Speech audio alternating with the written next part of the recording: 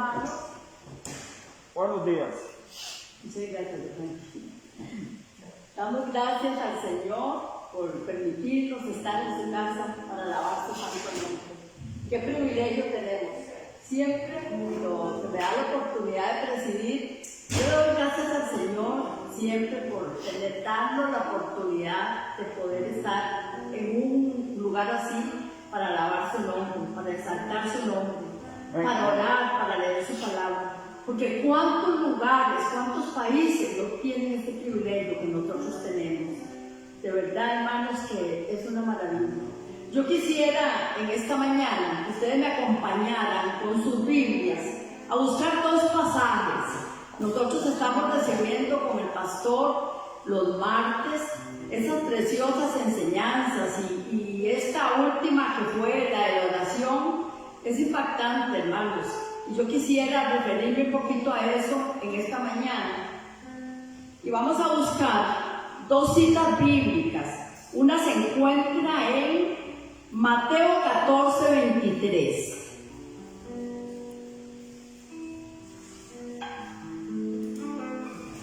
Vamos a poner atención a estas dos citas bíblicas y vamos a encontrar semejanzas que hay en este pasaje para iniciar el servicio dominical de hoy.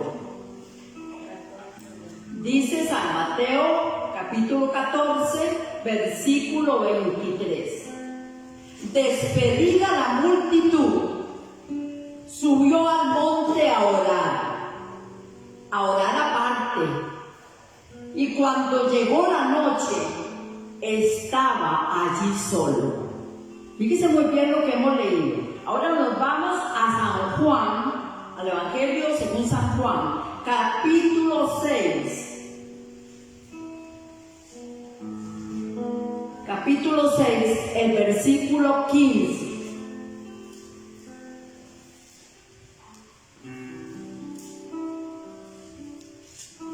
San Juan 6, capítulo 15, capítulo 6, versículo 15. Pero entendiendo Jesús que iban a venir para apoderarse de él y hacerle rey, subió a retirarse al monte a orar solo. Encontramos ahí, si pudiéramos decir, tres semejanzas. Yo pienso que son las siguientes. Primero, siempre Jesús acostumbraba a retirarse a orar solo. Segundo, lo hacía en un monte. Y tercero, casi que al anochecer o amaneciendo. Qué lindo, qué ejemplo más lindo. Y ahora el martes que escuchábamos la enseñanza de nuestro pastor, él nos exhortaba a que siempre que busquemos de la oración, primero nos limpiemos. Primero analicemos nuestra vida, cómo está nuestra vida delante del Señor.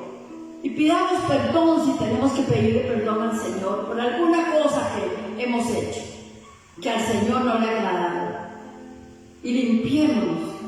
Yo voy a pedirles en estos momentos que tengamos esos momentos a solas, un momentito nada más, a solas con el Señor. Si usted quiere sentarse, siéntese, si quiere estar de pie, está de pie, pero vamos a tener un espacio para decirle al Señor, límpianos, renuévanos, para poder entrar en esta mañana a sus atrios con alabanza y con acción de gracias. Tengamos un momento a solas con el Señor.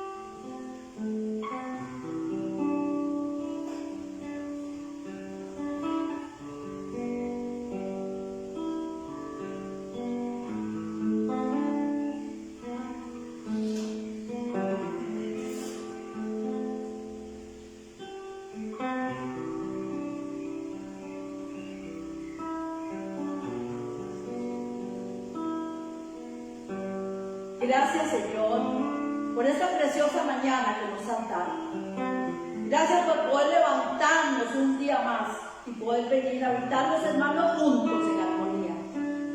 Gracias, Señor, porque hoy podemos venir a congregarnos, traer una Biblia y orar unos por otros, levantar nuestras manos a ti y reconocerte como nuestro Rey de Reyes y Señor de Señores.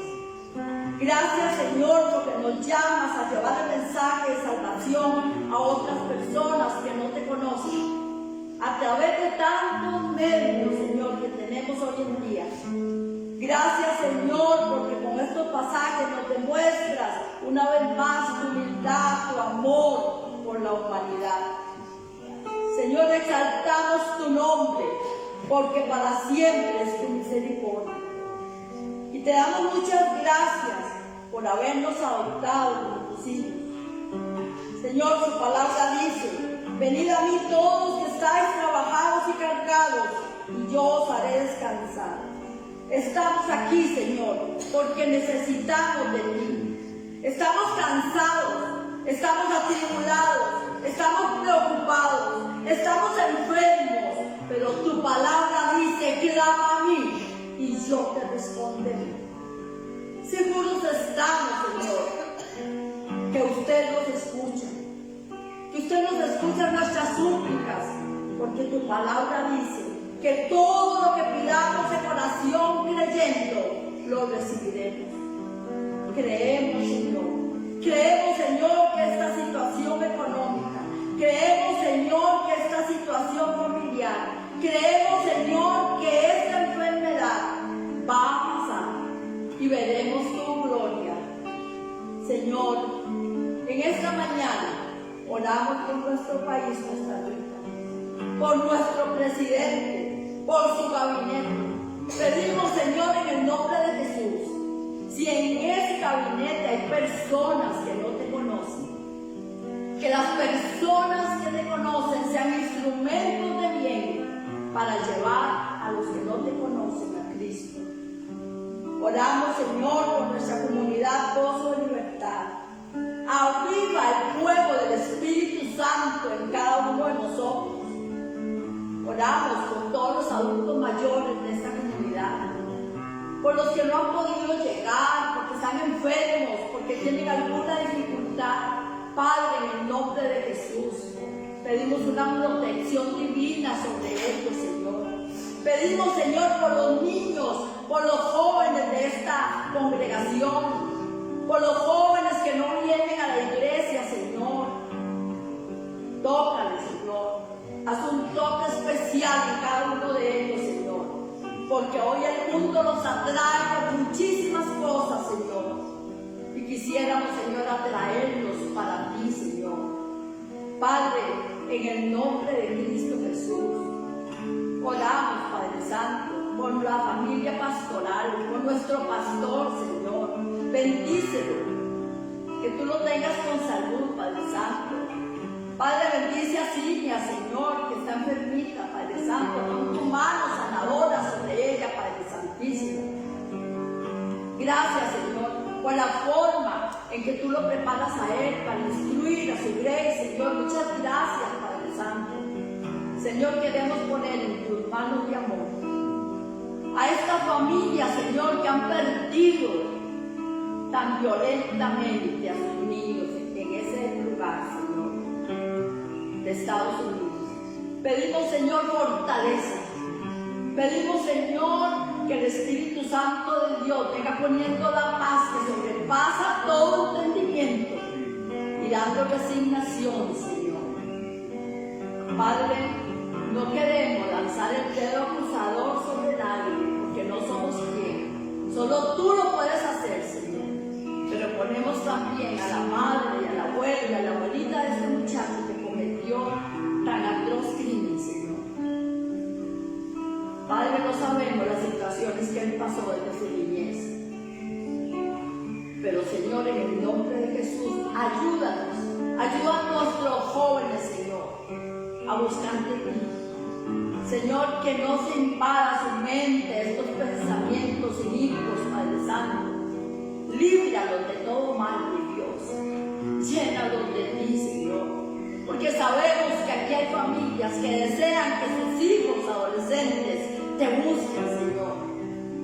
Pero también, Señor, si hay niños pequeños, que como padres tengamos la responsabilidad de atraerlos a ti, Señor. Padre, en el nombre de Cristo Jesús oramos en esta mañana. Ponemos todo este servicio en tus manos, Señor, para darte a ti toda la honra y toda la gloria que tú te mereces. En el nombre de Cristo Jesús oramos. Amén y amén. Hermanos, quisiera antes de entrar a la alabanza, que ustedes busquen en sus Biblias el Salmo 92 y juntos vamos a leer esos dos versículos. Salmo 92.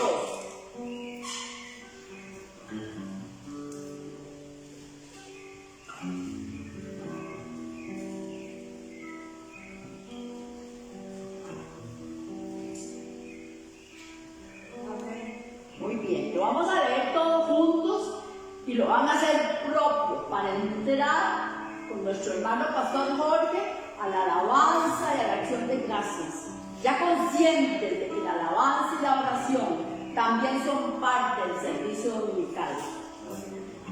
Dice así, todos: bueno es alabarte, oh Jehová, y cantar salmos a tu nombre, oh Altísimo, anunciar por la mañana tu misericordia y tu fidelidad cada noche.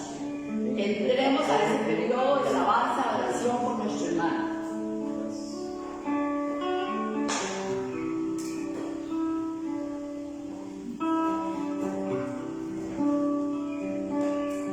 Aleluya, gloria al Señor. Bendito sea nuestro Dios.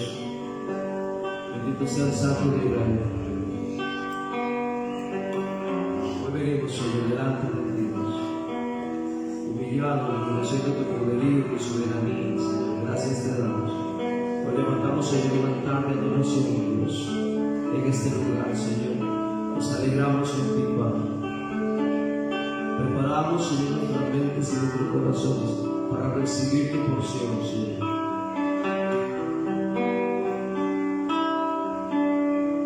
Tengo nada para ofrecer,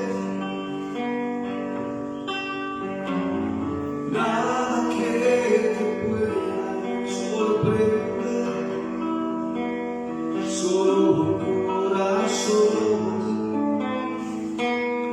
quebrantado una y otra vez.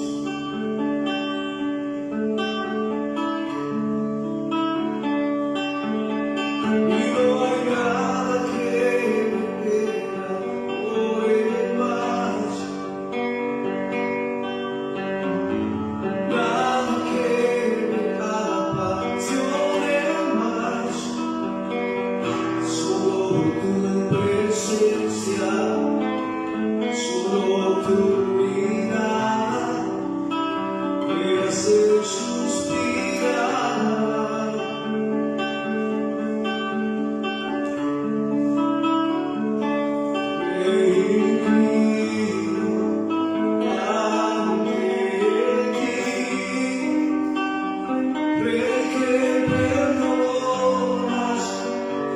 Multitud de errores,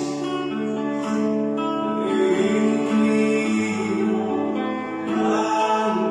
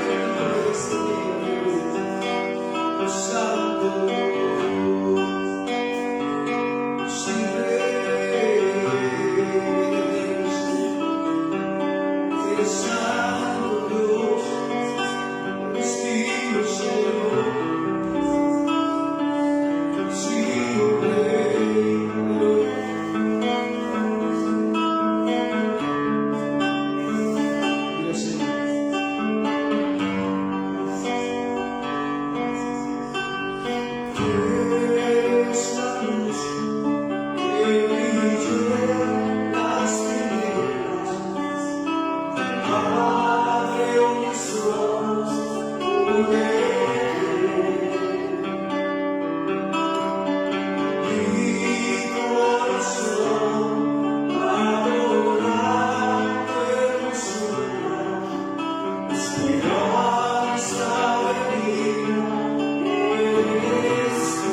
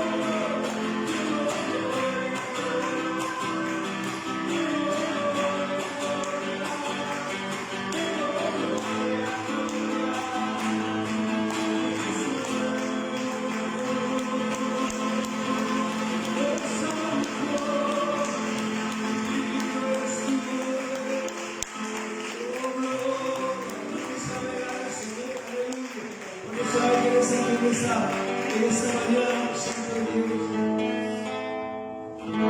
A ver, dígalo conmigo. ¿Cuántos saben que eres rey? Amén. ¿Cuántos saben que eres rey?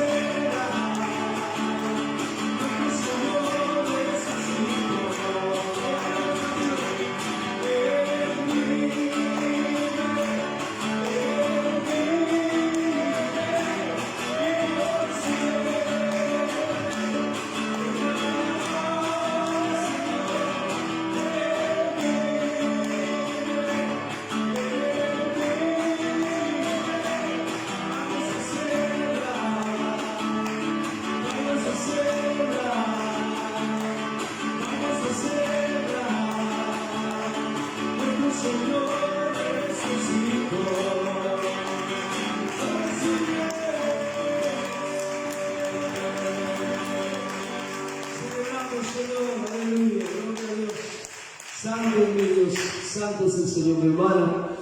Hermanos, oramos de corazón, amén, para la palabra. Gracias a Yahweh que me acompañó hoy. Bendito sea nuestro Señor. Así que Dios tiene muchas cosas más para nosotros. Dios les continúe bendiciendo. Amén. Puedes sentarme. Gracias al Señor por este rato de alabanza. Gracias al Señor porque Él prepara nuestros corazones para alabar y bendecir su nombre. Hermanos, en esta mañana me gozo mucho de ver a Lady aquí con nosotros. Gracias, Lady, por acompañarnos. No sé si hay otro hermano que esté por primera vez. A ver, ahí están. A ver, póngase de pie y nos dicen sus nombres. Carlos, mi esposa Lady y mi hija Bel. Bienvenidos.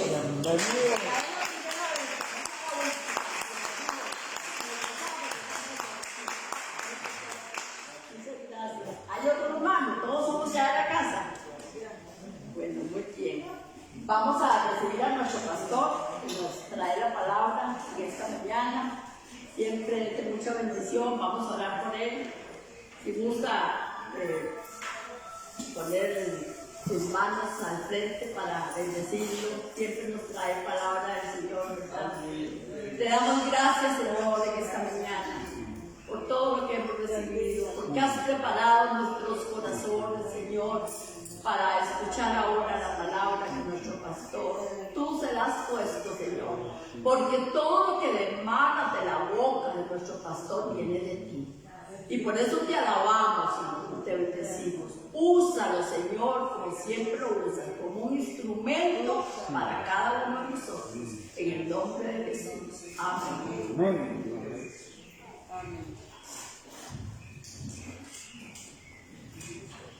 Gloria a Dios, bendiciones a todos mis hermanos. Amén.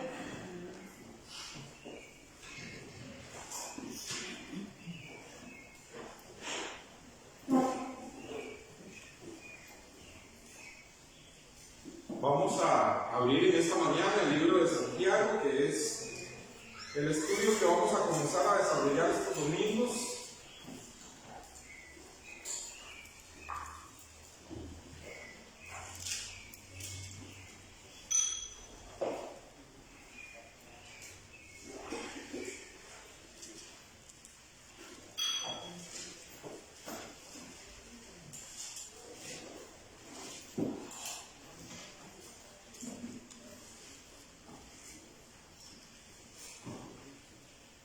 Gloria al Señor. Dios, háblanos a través de tu palabra, Señor. Que tu Espíritu glorifique a Jesucristo en nuestros corazones. En el nombre de Jesús. Amén. Bueno, hermanos, este libro de Santiago, le voy a pedir que lo tenga abierto en el capítulo 1. Vamos a leer el versículo 1. Dice así la palabra de Dios. Santiago, siervo de Dios y del Señor Jesucristo, a las 12 tribus que están en la dispersión, salud. En esta mañana quiero dar una introducción al libro de Santiago. El libro de Santiago, hermanos, va a desarrollar dos temas paralelos ahí, dos temas muy importantes.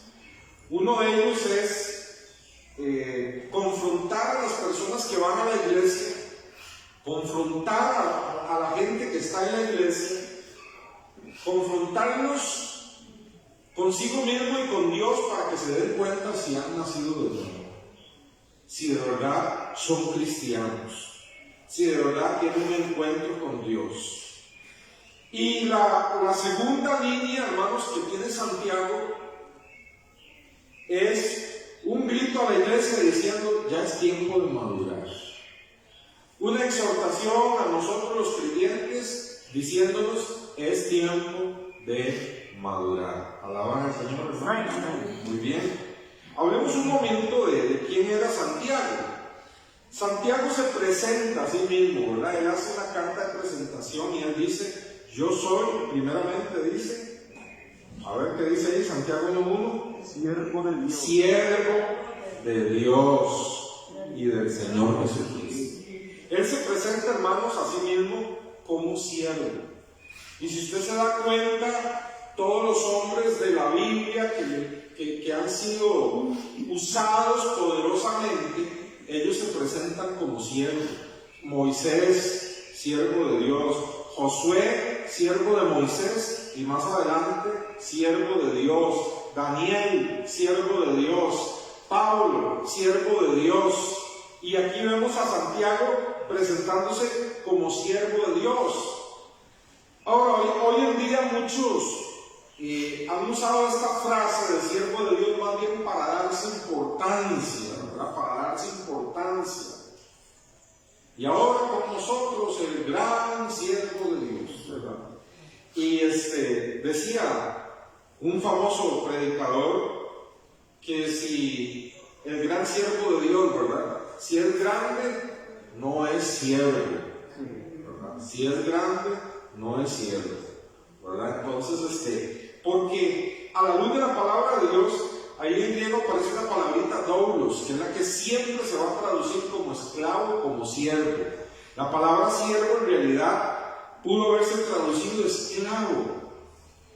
Y algunas veces los traductores han hecho ese trabajo de traducción directamente. Cuando Pablo habla, dice, Pablo muchas veces lo traducen directamente, dice, yo Pablo soy un esclavo de Jesucristo. Y es lo que está diciendo aquí, se puede traducir por siervo, esclavo, ¿verdad? Y hermanos, en este sentido vemos la humildad del escritor de esta carta, vemos la humildad de este hombre Santiago, presentándose ante todo, hermanos, como un esclavo de Dios, como un esclavo de Jesucristo. Y vamos a ver su humildad plasmada cuando vayamos viendo poquito a poco quién es este hombre, ¿verdad? Entonces vamos a ver que en realidad él tiene una gran humildad al presentarse de esa manera. Yo quiero que vaya conmigo a 1 Corintios 7. 1 Corintios 7. No pierda ahí el versículo de Santiago, ¿verdad? 1 Corintios 7, 22.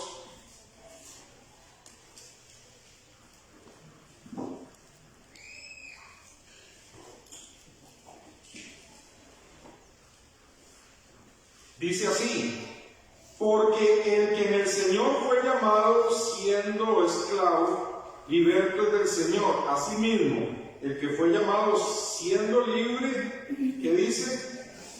Esclavo es de Cristo. Bueno, hermanos, esos eran tiempos de esclavitud y algunas veces Dios llamaba, ¿verdad? Les hacía un llamado de salvación a algunos esclavos. Se convertían al Señor. En la iglesia del Señor pasaban cosas que eran totalmente ilógicas para la sociedad de esa época, ¿verdad? Porque resulta que muchas veces se convertía el esclavo y se convertía el amo. Y el esclavo, ¿verdad?, en todo estaba sujeto al amo, en todo absolutamente.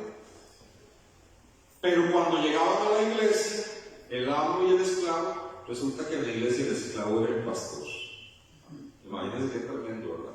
El esclavo era el pastor y el amo se sujetaba ahí dentro de la iglesia, se sentaba a escuchar al esclavo. Cosas extrañas, ¿verdad?, que sucedían. Que así son los caminos de Dios, ¿verdad?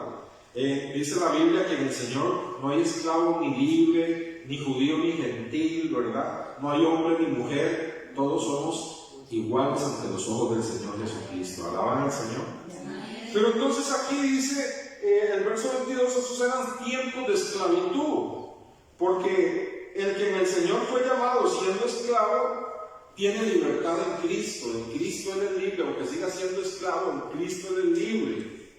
Como muchas personas hoy en día que están en la prisión y alguien les lleva el mensaje, conocen a Cristo en la prisión, y aunque estén tras los barrotes de una prisión, incluso tienen libertad espiritual, porque el Señor llega a darles una libertad espiritual, ¿verdad? De tal manera que el Señor atenúa aquella esclavitud, aquel presidio, aquellos años de cárcel, el Señor los atenúa y les da una libertad espiritual. Pero hermanos, usted y yo nos hemos convertido en un tiempo, nos hemos convertido al Señor en un tiempo en que no existe esa esclavitud. Y alabamos a Dios por eso, amén, hermanos. ¿Verdad? Qué tremendo cuando usted ve las películas de esclavos, ¿verdad? Lo que pasa a estas personas, lo que pasaron. Bueno, hoy en día hay otros tipos de esclavitud, pero no nos vamos a meter en eso. Pero dice aquí la palabra, el que fue llamado siendo libre, y usted y yo hemos sido llamados siendo libres, hemos sido llamados a ser de Cristo en un tiempo en que no existe la esclavitud. Dice, usted y yo hemos sido llamados siendo libres, entonces ¿qué somos? ¿Qué dice ahí el texto? Esclavos de Cristo. Esclavos de Cristo. Hermanos, la presentación que hace Santiago de sí mismo es la presentación que en realidad no solo los hijos de Dios, sino todo cristiano debe entender. Todo cristiano debe entender, hermanos, que antes nosotros vivíamos en esclavitud del enemigo de nuestras almas, de Satanás. Él nos tenía bajo esclavitud. Pero ahora, por la gracia de Dios, hemos sido trasladados del reino de las tinieblas al reino de la luz, del reino de Satanás al reino de nuestro Señor Jesucristo. Alaban al Señor. Antes teníamos un amo, hermanos, que era un dictador y solo buscaba nuestra destrucción. Pero ahora hemos sido trasladados a un nuevo reino donde, hermanos, tenemos un nuevo amo. Este amo es diferente a aquel tirano que era Satanás. Este amo nos compró derramando su sangre preciosa. Alaba al Señor. Este amo, dice la Biblia, hermanos, nos compró no con cosas como oro, plata o piedras preciosas, nos compró con su sangre preciosa. Bendito sea el Señor. Y hermanos, Él es nuestro amo, nosotros debemos de ser esclavos de Él. Ahora, ser esclavos de Cristo no es lo mismo que ser esclavos de ese tirano llamado Satanás. Ser esclavo de Cristo es un privilegio. Ser esclavo de Cristo es lo menos que podemos hacer ante el gran sacrificio que el Señor Jesucristo hizo por nosotros. ¿Alaban al Señor? Ser esclavo de Cristo significa, hermanos, que voluntariamente, ahora que he sido comprado, ahora que he sido lavado con su sangre preciosa, ahora que le pertenezco a Él, hermanos, yo debo traer mis decisiones a Él. Yo debo presentar los planes, proyectos, mi vida, todas las cosas, alinearlas conforme a su voluntad, conforme a su propósito, llegar donde mi amo y decirle: Señor, ¿te parece bien? ¿Estás de acuerdo con eso? ¿Está dentro de tu voluntad, Señor? Porque ahora yo no vivo para agradarme a mí, vivo para agradar a aquel que me compró con su preciosa sangre. ¿Alaban al Señor? Vea Efesios capítulo 6, libro de Efesios.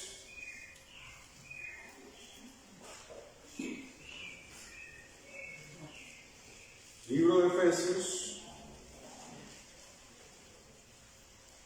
capítulo 6.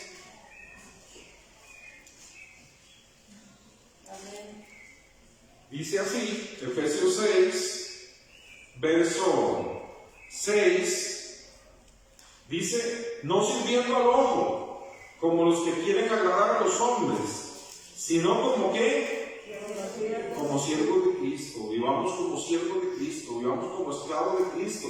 Entonces, el Señor, a través del apóstol Pablo, hermanos, viene a decirnos que aún el trabajo, las cosas diarias de la vida, como el trabajo, hermanos, son santificados y son entregados al Señor. Y es una forma de servirle al Señor. Usted mañana lunes que tiene su trabajito y va al trabajo, alabe, bendiga a Dios y no piense que usted va a trabajar para su patrón. Piense que usted lo va a hacer, es lo que está diciendo el texto aquí, piense que usted lo va a hacer para Jesucristo, para Él. Él es su verdadero patrón, Él es su verdadero amo. Hágalo para Él, y aunque el patrón aquí en la tierra no le reconozca nada, Dios le recompensará. Alaban al Señor. Y Él sabe hacerlo, hermanos, de muchas formas. Dice: como siervo de Cristo, de corazón. ¿Y qué hace el siervo? ¿Qué hace el esclavo? La voluntad de Dios. Oiga, de corazón. O sea, no a regañadientes, no dando puntapiés de ¿qué me queda? Esta es la voluntad de Dios.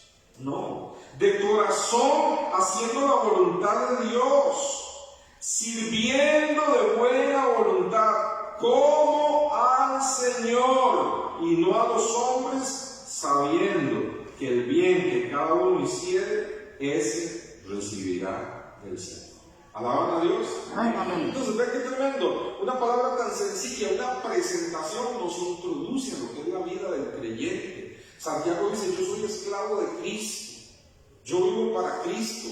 Y todo el resto de las escrituras nos exhorta a que no solo los escritores de la Biblia, no solo los apóstoles, no solo los que le sirven a Dios a tiempo completo, todo creyente, hermanos, si es creyente, ha sido comprado con la sangre de Jesucristo. Dice: ya no se pertenece a sí mismo, sino pertenece a aquel que lo compró, a Cristo Jesús.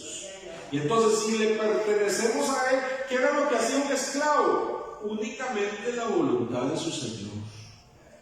El esclavo dejaba su propia voluntad a un lado para hacer la voluntad de su Señor. Ahora nosotros somos esclavos de Jesucristo. Hemos sido comprados por precio para hacer la voluntad de nuestro Señor. Por encima de todas las cosas, vivir en esta tierra agradando a nuestro Señor, haciendo su voluntad, viviendo para la gloria de su nombre y no para nosotros mismos. ¿Cuántos bendicen al Señor? Si por ahí usted descubre que usted ha sido un poquito egoísta, que usted estaba viviendo para sí mismo, que usted ha estado haciendo las cosas como usted le vienen en gana, como a usted se le ocurre, recuérdese, fue comprado por precio, no se pertenece a sí mismo, debe vivir para la gloria del Señor, como diría Santiago más adelante, si en verdad es cristiano, si en verdad es cristiano. Bueno, este Santiago, ¿quién era? Se presenta como esclavo de Jesucristo. Este Santiago también en la Biblia es llamado Jacobo, ¿verdad? Y hermanos, este Santiago que escribe esta carta, este Jacobo, desde los padres de la iglesia primitiva, desde los apóstoles, desde los padres de la iglesia, Ireneo y todos esos famosos, ¿verdad?, muy cercanos a la iglesia primitiva, atribuían, y hoy también los grandes eruditos, que este libro de Santiago, el escritor, es el medio hermano del Señor Jesucristo. Medio hermano del Señor Jesucristo. Y entonces, hermanos, digo medio hermano porque todos sabemos, hermanos, que Jesús, su padre no fue José, su padre fue el Padre Celestial. Amén, hermanos. Y cuando nació de María Virgen. Pero luego, hermanos, la Biblia dice, ¿verdad? Y aquí algunas personas se revuelcan, se enojan, ¿verdad? Que María fue siempre virgen, ¿verdad? Y como si las relaciones sexuales dentro del matrimonio fuera algo, hermanos, satánico, ¿verdad? Pero la Biblia dice que María no conoció a José como esposo, y la palabra conocer es la misma que se usa en Génesis cuando dice que Adán conoció a su mujer y dio a luz un hijo. Conocer ahí habla de intimidad sexual, y algunas traducciones más atrevidas de la Biblia dicen literalmente: María no tuvo relaciones sexuales hasta después de que nació Jesús, ¿verdad? Entonces, hermanos, después de que nació Jesucristo, entonces ella igualmente tuvo intimidad con su esposo José y tuvo varios hijos e hijas. Y aunque tratan por ahí de defender que no, que son primos, que esto, que el otro, bueno, la Biblia dice son hermanos, ¿verdad? Y vamos a verlo en Mateo 13, versículos 55 y 56. Mateo capítulo 13.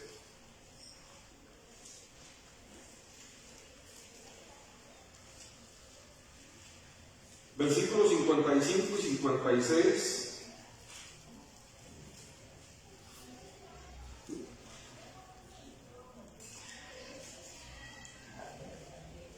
Y vamos a leer desde el 53 para ver el contexto.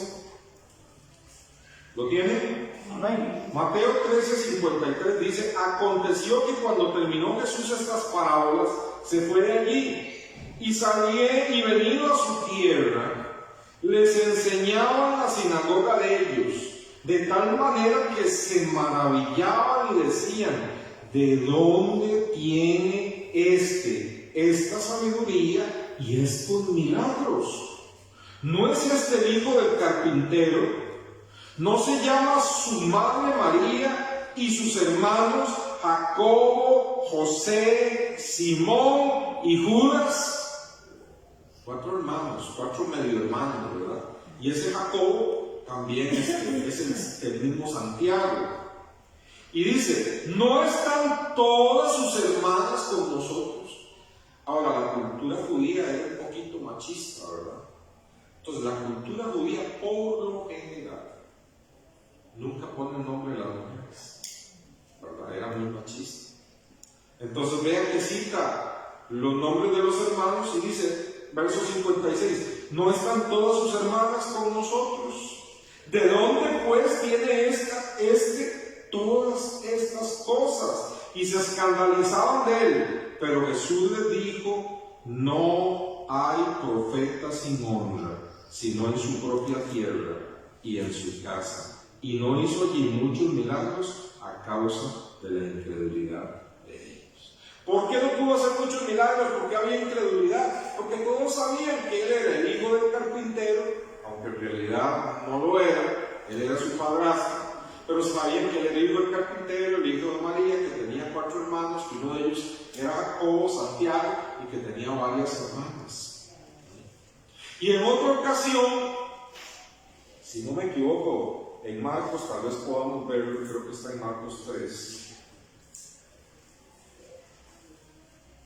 Marcos capítulo 3, versículo 31.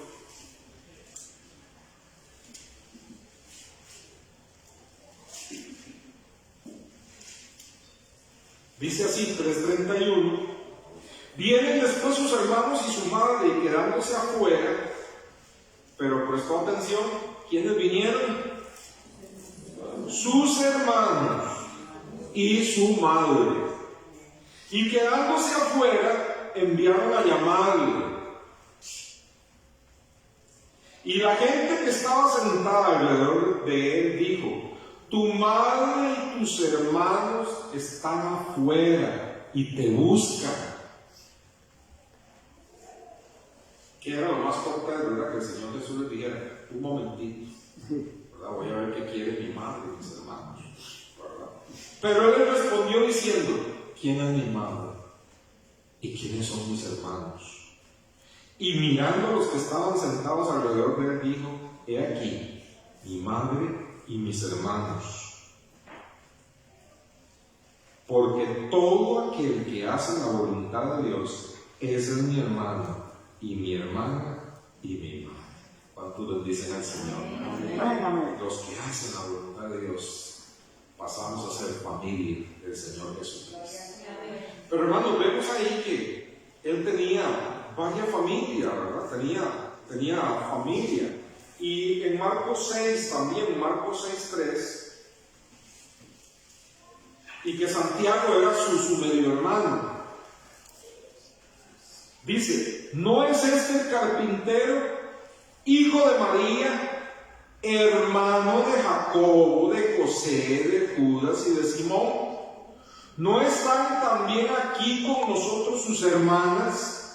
Y se escandalizaban de él. Mas Jesús les decía: no hay profeta sin honra, sino en su propia tierra y entre sus parientes y en su casa. Y no pudo allí hacer milagros, sino que sanó a unos pocos enfermos poniendo sobre ellos las manos. Y estaba asombrado de la incredulidad de ellos. Qué tremendo, ¿verdad? Y hermanos, vemos aquí entonces que Jacobo o Santiago era el hermano del Señor Jesús. Había otro Santiago que era uno de los apóstoles. Pero esta carta se escribió cerca del año 50 después de Cristo. Y Santiago el apóstol fue martirizado en el año 40 después de Cristo. Entonces no pudo haber sido Santiago el apóstol el que escribió esta carta, porque se escribió hasta el 50. Entonces, hermanos, todos concuerdan en que el que escribió esta carta es el medio hermano del Señor Jesucristo. Ahora, imagínense ustedes, hermanos, que dice la Biblia que el Señor estaba, hermanos, asustado de la incredulidad de ellos, de la incredulidad de toda la gente que le conocía, y hermanos, también de la incredulidad de sus propios hermanos. ¿Sabe usted por qué le llegaban a buscar a la mamá y los hermanos? Cuando él estaba en medio de la multitud hablando. Porque querían llevárselo, porque creían que él se había vuelto loco. Usted, si escudriña los evangelios, usted se da cuenta de eso. Creían que su hermano se había vuelto loco. Porque desde los 12 años ya él comenzó, hermanos, con un problema, dirían hoy en día psiquiátrico, psicológico, ¿verdad? Cuando fueron a las celebraciones de las fiestas sagradas en Jerusalén, y se les perdió el muchacho de 12 años, ¿verdad? Y cuando se dieron cuenta no andaba con ellos y se devolvieron. Y hermanos, ahí es donde ya Jesús a los 12 años empieza a tener conciencia de quién es Él y cuál es su misión, ¿verdad? Porque es tremendo. Dice que estaba reunido, ese chiquillo de 12 años, reunido con los doctores de la ley, y los tenía asombrados y en hambre con las preguntas que les estaba haciendo. Y cuando José y María quieren sacarlo de ahí, ¿verdad? porque sentían que ese chiquillo de 12 años le estaba faltando el respeto a los maestros de la ley. Y querían sacarlo de ahí. Jesús se vuelve y les dice: ¿acaso no entendéis que en los negocios de mi Padre me es necesario andar? ¡Wow! Qué tremendo, ¿verdad? O sea, con mucho cariño. José te amo, pero no eres mi papá. Y yo tengo que estar en los negocios de mi Padre. Alaban al Señor. Sus hermanos no creían en él, hermanos. Vamos a Juan capítulo 7. Juan capítulo 7, versículo 1 al 5.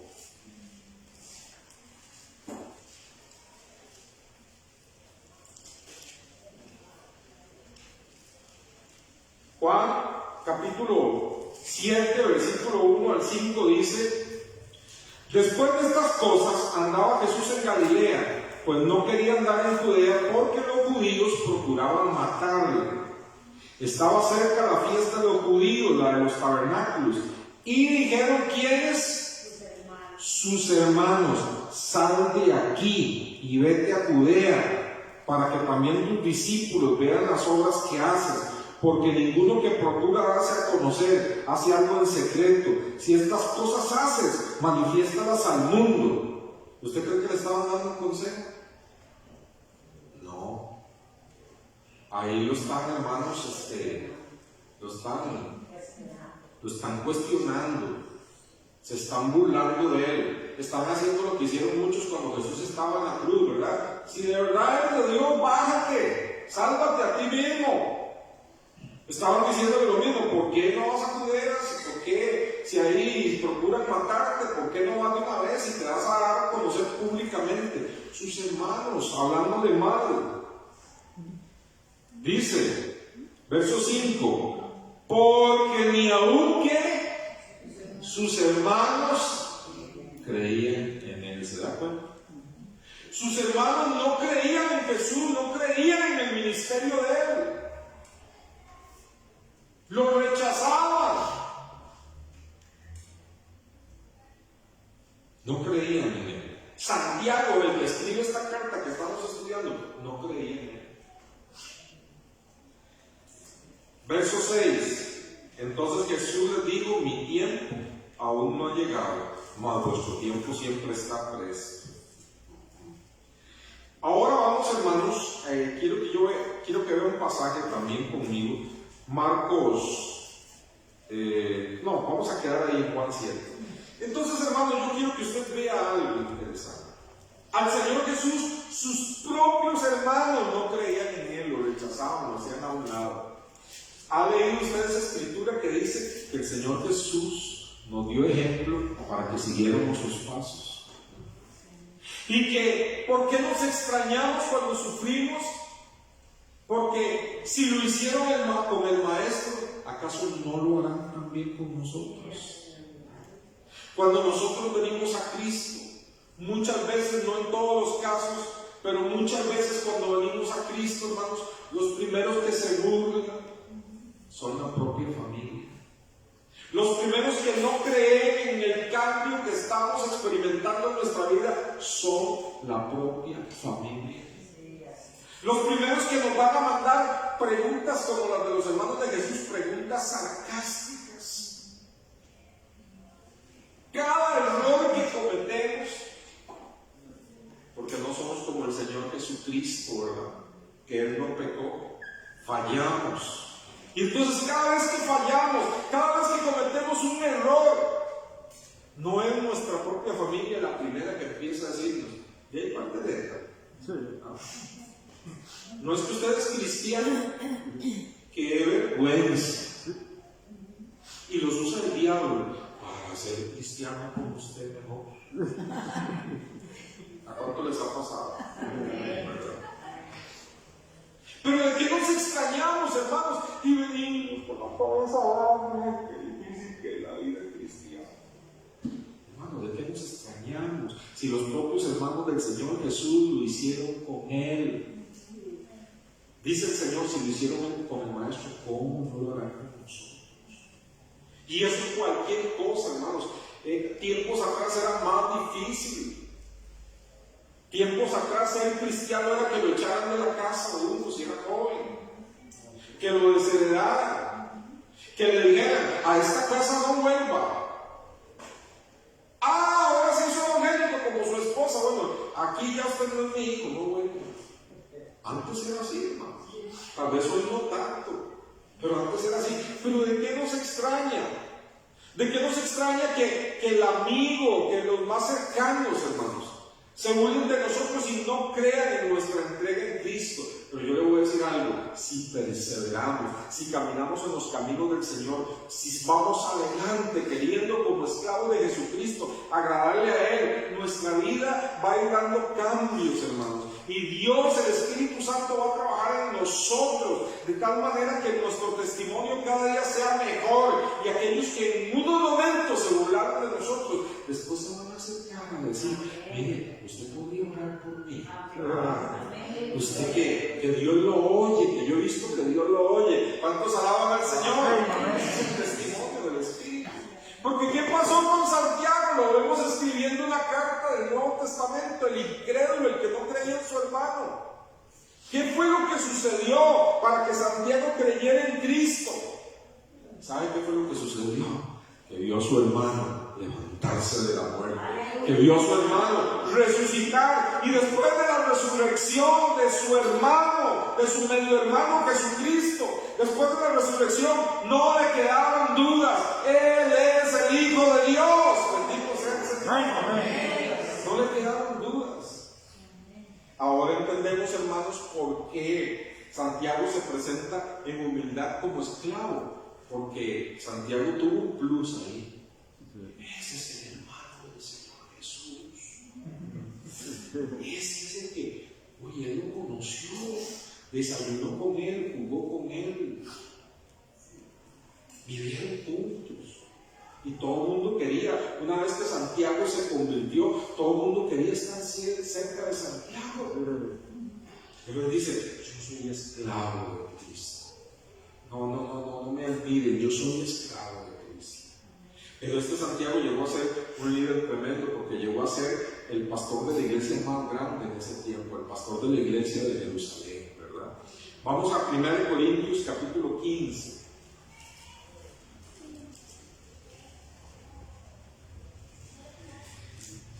Primero Corintios capítulo 15, versículo 7.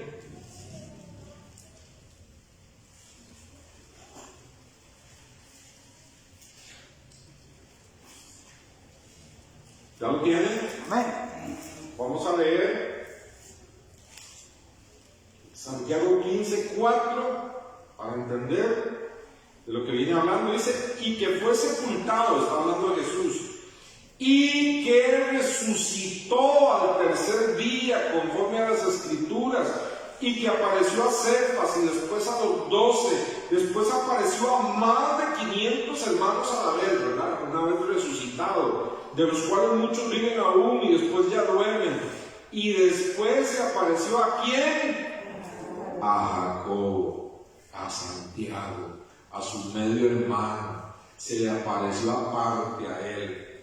Hermano, debió haber sido impresionante ver a Santiago que lo rechazó en todo su ministerio, ver a Santiago que se le aparezca a su medio hermano, resucitado de la muerte, hermanos. Debió haber sido una conversión tremenda la de Santiago. ¿Alaban al Señor, hermanos? Santiago luego llegó a ser el líder, hermano, de la iglesia en Jerusalén. Pablo, si usted lo quiere anotar, en Gálatas 2:9 dice que Santiago era columna en la iglesia del Señor, era una columna, era un personaje importante, ¿verdad? Era un personaje importante. Y en un momento, hermanos, en que hubo una pelea entre los apóstoles, un desacuerdo en la iglesia, que hay que hacer esto, que hay que hacer el otro, que hay que abstenerse de esto, que tienen que circuncidarse también los gentiles, y era un pleito tremendo. Vemos, hermanos, a Santiago como líder en Hechos capítulo 15. Estoy hoy tomándome un tiempito para hacer un poquito de historia, una introducción, porque si no, el no conocer estas cosas nos va a robar mucho significado luego. Hechos capítulo 15.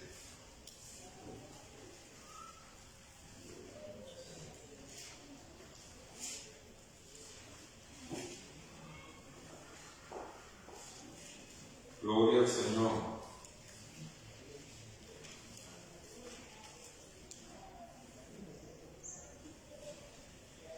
Dice, usted puede leerlo en casa con tiempo para ver cuál era el pleito que ahí se tenía. Pero en el 15:12 dice, entonces toda la multitud cayó y oyeron a Bernabé y a Pablo, que contaban cuán grandes señales y maravillas había hecho Dios por medio de ellos entre los gentiles. Y cuando ellos callaron, Jacobo respondió diciendo, varones hermanos, oídme. Simón ha contado cómo Dios visitó por primera vez a los gentiles para tomar de ellos pueblo para su nombre. Y con esto concuerdan las palabras de los profetas, como está escrito: después de esto volveré y reedificaré el tabernáculo de David que está caído, y repararé sus ruinas y las volveré a levantar, para que el resto de los hombres busque al Señor y todos los gentiles sobre los cuales es invocado mi nombre.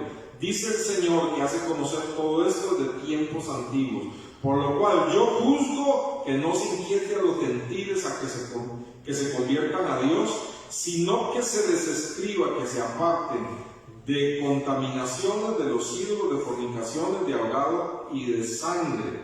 Y dice el verso 22, entonces pareció bien a los apóstoles y a los ancianos con toda la iglesia elegir de entre ellos varones y enviarlos a Antioquía con Pablo y Bernabé y Judas, que tenía por sobrenombre Barsabás, y así los varones principales entre los hermanos. Y luego, hermanos, vemos ahí que ellos, toda la multitud, incluso los apóstoles de la iglesia, los líderes de la iglesia, en ese problema que hubo, que fue el primer concilio que vemos ahí en la iglesia, hermanos, las palabras de autoridad, ¿de quién fueron? De Jacobo, de Santiago, el hermano del Señor. O sea, él llegó a tener un liderazgo y una importancia enorme. Cuando Pablo se convirtió y fue a Jerusalén, ¿verdad? Y Pablo, tuvo una visión en el camino y tuvo una conversión genuina y tremenda. Y él va a buscar a los líderes de la iglesia. Usted puede notarlo ahí en Hechos 21. Al que Pablo va a buscar es a Santiago. A Santiago. Qué interesante, ¿verdad? No a Pedro, a Santiago. A Santiago. Y hermanos, para terminar en esta primera parte sobre lo que es el autor, ¿verdad? Santiago, la tradición y la historia cristiana enseña que Santiago terminó su vida siendo mártir, como la mayor parte de los apóstoles y los cristianos en estos tiempos. Terminó siendo mártir. Si usted lee, hermanos, el libro de Santiago, usted se da cuenta que Santiago, porque cuando Dios habla y usa a un hombre para escribir la Biblia, no desecha su carácter, no desecha su temperamento, no desecha su inteligencia, su intelecto, su experiencia. Dios usa todas esas cosas para transmitir el mensaje y que lo transmita con todas esas características del autor, preservándolo del error. Esa es la inspiración. Dios no anula a los hombres, ¿verdad? Entonces, ese mensaje, hermanos, de la epístola de Santiago, cuando lo vayamos leyendo, usted se dará cuenta que Santiago es muy duro, que Santiago es muy drástico. Imagínense, hermanos, que en la carta de Santiago hay 50 órdenes. 50 órdenes, así, tajante. Entonces, hermanos, era un hombre fuerte.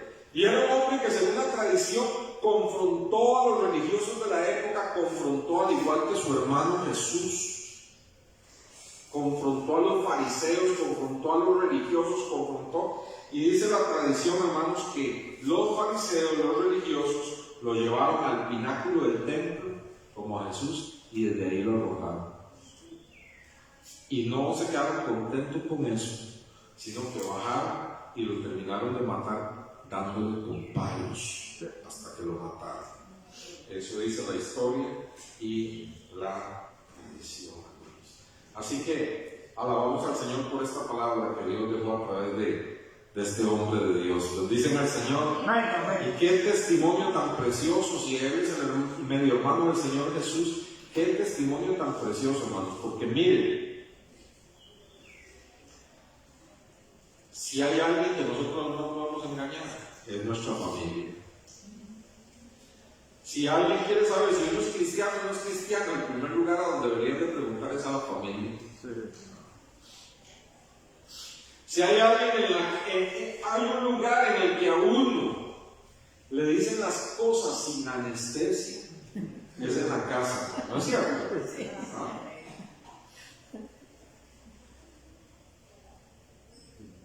Hermanos, esto es tremendo. Y viendo ahí la gente a Santiago diciendo, pero él estuvo con él vivió, es su hermano, y ahora está adorando a su medio hermano, está reconociéndole como el cielo. Eso tuvo un peso, hermanos, tremendo, tremendo en la gente y en la iglesia de esa época, hermanos. Bendito sea el Señor. Ahora, ¿quién dirige Santiago la epístola? Dice en el versículo 1, Santiago 1:1, dice: Santiago, siervo de Jesucristo y del Señor Jesucristo, a los 12 tribus que están en la dispersión, salve. ¿A quién nos está escribiendo entonces? Lo está escribiendo, hermanos, a todos los judíos que se habían convertido al cristianismo y estaban dispersos por todo lado.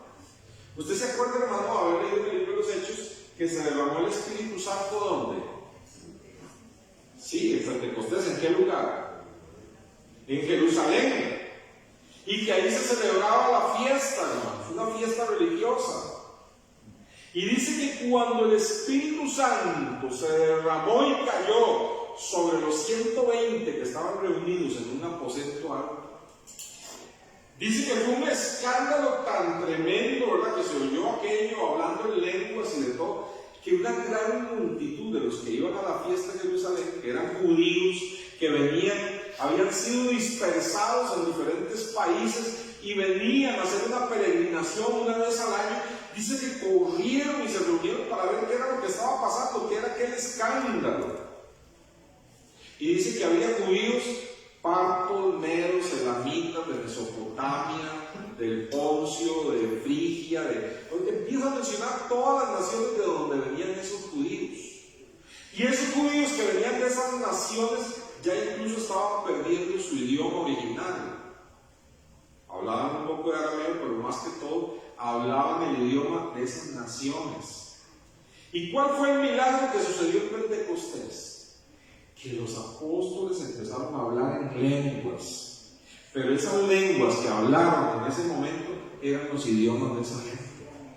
Y yo decía, pero ¿qué es esta maravilla? ¿Cómo es que estos hombres, sin conocer vuestro lenguaje, nos están hablando del Evangelio en nuestro propio idioma? Era un milagro tremendo. Entonces, hermanos, esos que se convirtieron, que Pedro se levanta y da un mensaje tremendo, ¿y cuántos se convirtieron? A ver si usted recuerda. Va a ser 3,000 se convirtieron, ¿verdad?, con el mensaje de Pedro. Todos esos judíos convertidos ahora a Cristo regresan a sus naciones. Entonces Santiago está escribiéndole a todos los judíos que se convirtieron a Cristo, judíos cristianos que están dispersados en todo lugar. Él está guiado por el Espíritu Santo a escribirles esta carta en primera instancia a esos cristianos. Y hermano, era una situación difícil porque los judíos que se habían convertido a Cristo tenían dos problemas muy grandes. Lo primero era que ahora sus propios hermanos judíos no los querían. Decían, son traidores, están siguiendo a Cristo. Y los judíos, los de su propia nación, etnia, los rechazaban. Y los gentiles los rechazaban por ser judíos. Los judíos los rechazaban por haberse hecho cristianos, y los gentiles, los que no eran cristianos, los rechazaban por ser judíos, porque los gentiles odiaban a los judíos por el trato que los judíos les habían dado, porque los judíos, ¿cómo se expresaban de los gentiles, de los que no eran judíos? ¿Cómo les decían? Perros. Entonces imagínense, estos judíos ahora se convierten, regresan a sus naciones, pero tienen dos grandes problemas: rechazados por los no creyentes y rechazados por los de su propio pueblo, por los judíos. Y entonces, guiados por el Espíritu Santo, Santiago les escribe a ellos y les escribe, hermanos, las primeras iglesias cristianas. Las primeras iglesias cristianas que surgieron como la de Jerusalén, todos eran judíos convertidos a Cristo. Todos eran judíos. Después empezaron a levantarse iglesias con no judíos, con gentiles, pero todos eran judíos. Ahora, ¿por qué guía el Espíritu Santo a escribir a Santiago? A Santiago. Y con esto voy ya dándole conclusión a la enseñanza de hoy, a la introducción. ¿Por qué escribió Santiago, hermanos? En esta epístola del Nuevo Testamento, él tiene un propósito, como les dije. Él tiene el propósito de darle ánimo a esos creyentes, de ayudarlos y de que en esas iglesias, en esas congregaciones, se solucionen algunos problemas que tienen. ¿Cuáles problemas tenían ellos? Bueno, esos creyentes a los que Santiago se dirige tenían problemas personales en la iglesia. Hermanos, ¿hay alguna iglesia cristiana en los que no haya problemas personales? Como dice ya algo muy conocido ahí, ¿verdad? No busques una iglesia cristiana, porque si tú entras a esa iglesia cristiana perfecta que estás buscando, el día que tú entres le echas a perder. Somos imperfectos, porque somos imperfectos. Estamos en proceso. Amén. Estamos en el taller del Maestro. Gloria a Dios. Cada domingo que venimos, el Señor sopla tuercas y echa aceite, corrige la dirección. Alaban al Señor. La iglesia, la congregación es una clínica de almas. Bendito sea Dios, ¿verdad?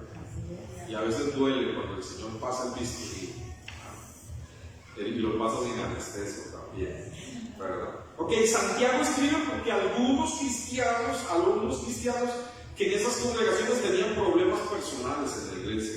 También, hermanos, muchos de esos cristianos estaban pasando pruebas muy difíciles. Ya les relaté dos, ¿verdad? El rechazo de su propio pueblo, el rechazo de los gentiles, el rechazo de su familia. Tenían pruebas muy grandes. Eran tiempos de persecución. Les escribo, hermanos, porque muchos de esos cristianos estaban enfrentando tentaciones muy fuertes. Les escribo, hermanos, porque muchos de esos cristianos se parcializaban hacia los que tenían riqueza económica. Y sin darse cuenta, le daban los mejores asientos a las personas de mucho dinero y tiraban atrás a los peores asientos a los pobres. Y el problema es que había demasiados pobres. Estaban, hermanos, algunos de esos creyentes estaban compitiendo por puestos en la iglesia. ¿Qué le parece? Estaban compitiendo por puestos en la iglesia. Algunos de esos creyentes, hermanos, tenían un pecado muy grande, al cual Santiago va a escribir un capítulo entero. A ver si me dicen cuál es ese pecado. ¿Cuál? La lengua, ¿verdad? Un capítulo entero sobre la lengua. Tenían problemas, hermanos, de chismes, de murmuración. Por dicha, hoy no existe eso. Hermanos, muchos de esos creyentes estaban luchando contra la mundanalidad. La mundanalidad se quería meter en la iglesia. Y la mundanalidad tiene muchas caras, hermanos. Quizás hoy en día la mundanalidad tiene unos rostros diferentes a los de esa época. Y algunos estaban enfermos. Oiga usted qué tremendo lo que le voy a decir. Algunos estaban enfermos como disciplina del Señor por sus pecados.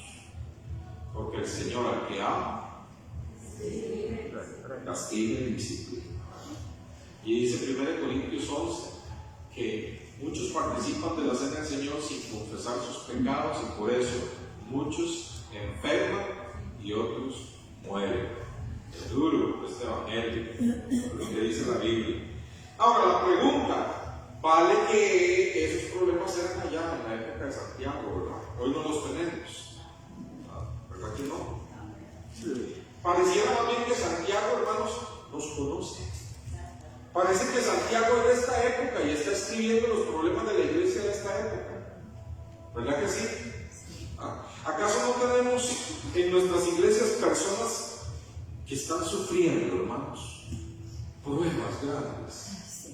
¿Acaso no tenemos en nuestras iglesias cristianas gente, hermanos, que está luchando terriblemente contra la tentación? ¿Acaso no tenemos en nuestras iglesias personas con problemas de chismes, de murmuración y de calumnia? ¿Los tenemos o no? ¿Acaso, hermanos, no tenemos problema en la iglesia de estos tiempos con la mundanalidad? Y es que el problema es que la mundanalidad toma muchos rostros, ¿verdad? La mundanalidad no solamente son pecados sexuales, la mundanalidad es hasta la forma como se dirige una iglesia. Cuando una iglesia echa mano, hermanos, de marketing y de imagen pública de los pastores y echa mano de entretenimiento y un montón de cosas para atraer a la gente, hermanos, que no es el evangelio puro. ¿Acaso no es eso mundanalidad? ¿Acaso no están dejando de depender del Espíritu Santo y de la palabra? Están dependiendo de cosas del mundo. La mundanalidad tiene muchos rostros, hermanos, muchos rostros. Hoy en día hay iglesias que pagan, hermanos, contratan empresas de espectáculos mundanas para que les monten culto el domingo, para atraer a la gente. Hermanos, ¿qué decía Pablo? Decía Pablo, yo no quiero saber nada del mundo sino del poder de Dios, que es el único que puede transformar. Alaben al Señor. Después vemos estas iglesias que se levantan grandemente, ya como se levantan en algún momento así se desploran, que no están fundamentadas en Cristo. ¿Acaso no tenemos hoy, hermanos, creyentes que no pueden controlar la lengua? Todos esos problemas los tenemos, pero lo más tremendo, hermanos, es que Santiago nos va a decir, escuche bien, que todos esos problemas tienen una causa común: la inmadurez espiritual. Que todos esos problemas tienen una causa común, que es la inmadurez espiritual. Y es lo que va a tratar Santiago ahí. Vea el versículo 2, por favor, en adelante. Hermanos míos, tened por mucho gozo cuando os halléis en diversas pruebas, sabiendo que la prueba de vuestra fe produce paciencia. Mas tenga la paciencia su obra perfecta, su obra completa, para que seáis perfectos y cabales sin que os falte cosa alguna. Varias veces usted va a encontrar en el libro de Santiago la palabra perfectos. Por ejemplo, cuando habla de la lengua, dice: el que domina su lengua es un varón perfecto. Pero, hermanos, en realidad no es una traducción muy correcta. Porque perfecto es solo Dios. Amén, hermanos. Sino que la traducción más correcta sería madurez. Madurez. Tengan las pruebas y tengan todas las cosas un propósito en la vida, que es hacerles a ustedes creyentes maduros. Quiero leerles una versión de la Biblia. La Biblia al día dice así: amados hermanos, están ustedes afrontando muchas dificultades y tentaciones, alégrense, porque la paciencia crece mejor cuando el camino es escabroso. Déjenla crecer, no huyan de los problemas, porque cuando la paciencia alcanza su máximo desarrollo, uno queda firme de carácter, cabal, capaz de afrontar cualquier circunstancia completo. Eso es a lo que se refiere cuando dice ahí perfecto. Un creyente maduro. Entonces, ¿qué va a pasar, hermanos? que un creyente maduro está en crecimiento, que un creyente maduro nunca deja de crecer, que un creyente maduro, hermanos, tiene carácter y firmeza para enfrentar las pruebas, enfrentar las tentaciones, que un creyente maduro, hermanos, no va a hacer un mal uso de su lengua, ni va a ensuciar a un hermano con una calumnia, ni con una murmuración, ni con un chiste, ni con un chisme. Que un creyente maduro, hermanos, no va a salir huyendo de las pruebas, las enfrenta. Alaban a Dios. Amén. Entonces, ¿qué es lo que nos va a enseñar, hermanos, Santiago? Santiago nos va a enseñar, hermanos, cómo es un creyente maduro. ¿Y qué es lo que tenemos que hacer para buscar la madurez? Con la madurez hay un problema, tanto emocional como espiritual, pero aquí vamos a hablar de la madurez espiritual. Hay un problema, hermanos. La madurez no es instantánea. Si usted pasa aquí al altar y yo le pongo las manos, usted no va a salir maduro. Porque yo le ungí con aceite, le puse las manos, ya, pues se fue maduro. ¿Verdad? No se adquiere instantáneamente. La madurez espiritual, y ahí puede meter usted la emocional, pero aquí estamos hablando de la madurez espiritual, no tiene que ver con los años. Hay creyentes que tienen 30 años y se comportan como un recién convertido. ¿Cuántos conocen gente así? Sí. Si no, cuando nos vemos en el espejo. También cuántos nos falta. Y es que Santiago habla de vernos en el espejo de la palabra de Dios. Amén, hermanos. Amén. ¿Y qué dice? No se ve en el espejo y salga huyendo. Véase en el espejo de la palabra. Examínese y diga: ¿soy un creyente maduro o soy inmaduro? Eso es lo que nos va a enseñar el libro de Santiago, ¿verdad? La madurez es instantánea, no tiene que ver con los años. A veces se convierte alguien al Señor y se consagra y se mete con el Señor de tal manera que con 1 año, 2 años, a veces supera a un creyente que tiene 20 años. Esas cosas pasan, ¿verdad? Y a veces Dios lo permite también para sacudir a aquel que está ahí dormido. Maduro, eso de madurar es lo que nos está diciendo el Señor, ¿verdad? Ahora, la madurez requiere, hermanos, ser uno proactivo. La madurez no cae del cielo. ¡Pum! ¡Ay! Amanecí maduro esta mañana. Si usted amanece maduro, te lleva un golpe, ¿verdad? Nada más, ¿verdad? Pero no, tiene que ser algo proactivo. Yo quiero madurar en el Señor. ¿Qué tengo que hacer para madurar en el Señor? ¿Qué tengo que hacer para ser un creyente mejor, como a Dios le agrada, maduro? Bueno, voy a anticiparle algo de lo que vamos a estudiar en Santiago. Véase en el espejo de la palabra de Dios. Deje que la palabra de Dios le enseñe, hermanos. Si usted tiene las características de un creyente maduro, y si no las tiene, trabaje en esas características. Trabaje, responsabilícese.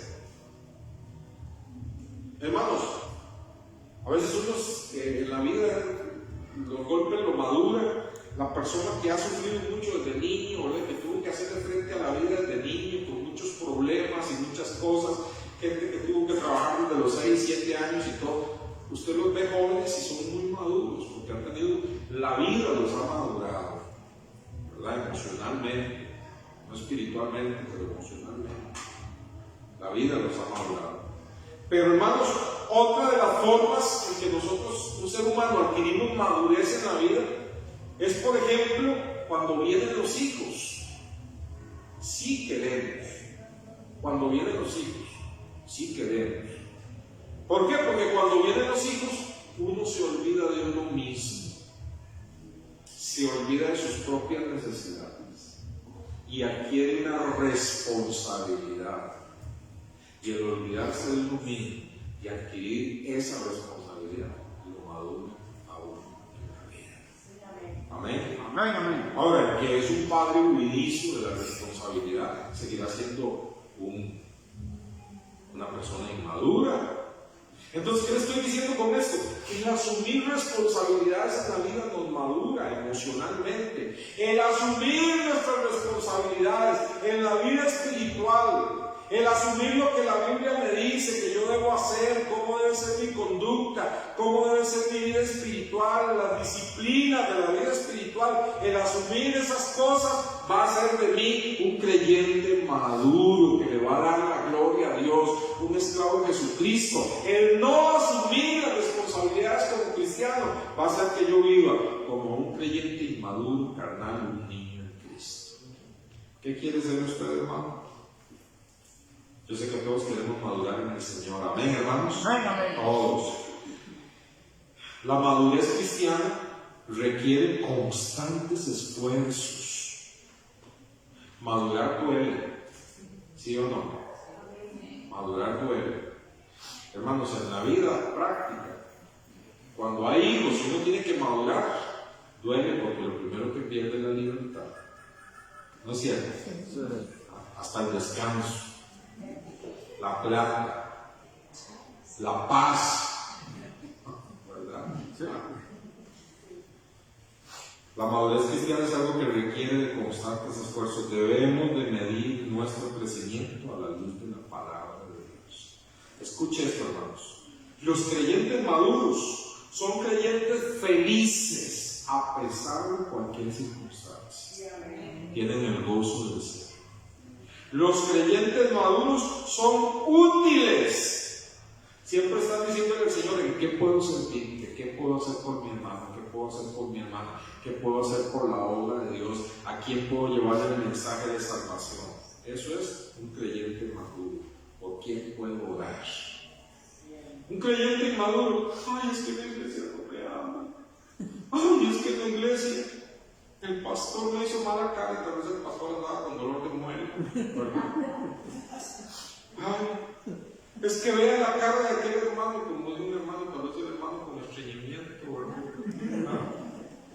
Ay, es que nadie ora por mí. No, el creyente maduro es proactivo. Yo quiero madurar. Voy a ver a mis hermanos, voy a ver quién tiene la necesidad, voy a ver por quién puedo orar, voy a poner la hora de poder, de oración para escuchar las necesidades de mis hermanos. Si no soy yo el único que tengo necesidades, voy a dejar las mías a un lado para presentarlas del hermano. Dios se va a hacer cargo de las mías. Eso es madurez. Amén, hermanos. Eso es una persona madura. Y yo le invito, hermanos, a que usted y yo hagamos un viaje a la madurez estos domingos que siguen. Amén, hermanos. Pongámonos de pie, gloria al Señor.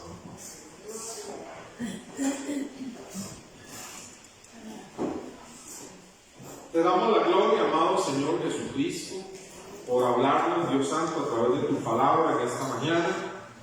Es maravilloso cómo solo en la presentación, en este versículo, tiene tantas cosas que decirnos, Señor. Y Dios, ayúdanos, Señor, hoy mismo a empezar a ver cosas en nuestra vida, a pensar, a meditar, Señor, a sentarnos, Señor, no necesariamente todo el día hoy frente al tele, sino sentarnos por ahí a reflexionar un rato si nuestra vida espiritual tiene madurez, qué cosas puedo ir haciendo, Señor, para ser una vida que te agrade y te glorifique a ti, ser un esclavo de Jesucristo.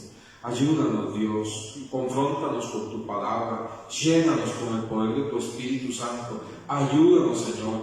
Gracias, porque con tu palabra nos corriges, nos enseñas, Dios eterno. En el nombre de Cristo Jesús. Amén. Amén. Y amén. Voy a pedir al hermano José, si me puede. Gloria al Señor. Aleluya.